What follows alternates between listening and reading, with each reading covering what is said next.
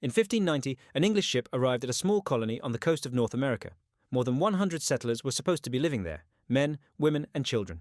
But when the sailors landed, they discovered something strange. The colony was completely empty. There were no people, no bodies, and no signs of a struggle. Everything looked as if the inhabitants had simply vanished. The only clue was a single word carved into a wooden post: Croatoan.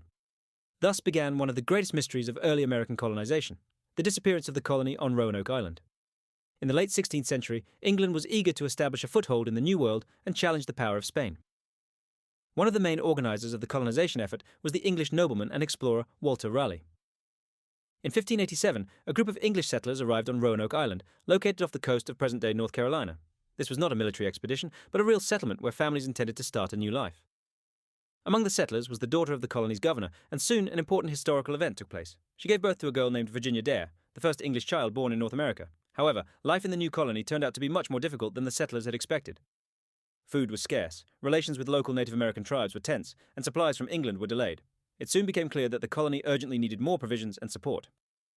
The governor of the settlement, John White, decided to return to England to bring the necessary supplies. He promised the colonists that the trip would be short and that he would return soon, but events unfolded differently. Shortly after his arrival in England, war broke out between England and Spain, the Anglo-Spanish War, 1585 to 1604.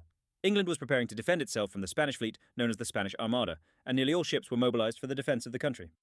As a result, John White was unable to return to America right away. It took him 3 years before he could finally sail back to the colony. When the ship reached Roanoke Island in 1590, White expected to see the settlers who had been waiting for help for 3 long years. Instead, he encountered a shocking sight. The colony was completely deserted, the houses had been dismantled, the fortifications were gone, and there was not a single person in sight. Yet there were also no signs of battle or destruction. Everything suggested that the settlers had left the settlement voluntarily and in an organized manner. The only clue was the word Croatoan carved into a wooden post, and the letters CRO carved into a nearby tree. Croatoan was the name of a neighboring island and the tribe that lived there. White believed the settlers might have moved there in search of safety or better conditions, but he never had the chance to investigate. Soon, a powerful storm forced the ship to leave the coast. It was the last opportunity to search for the missing colonists. No further expeditions were sent to find them. Since then, historians have debated the fate of the Roanoke settlers for more than 400 years. Some believe the colonists joined a Native American tribe and eventually assimilated into their society. Others suggest they may have died from famine, disease, or internal conflicts.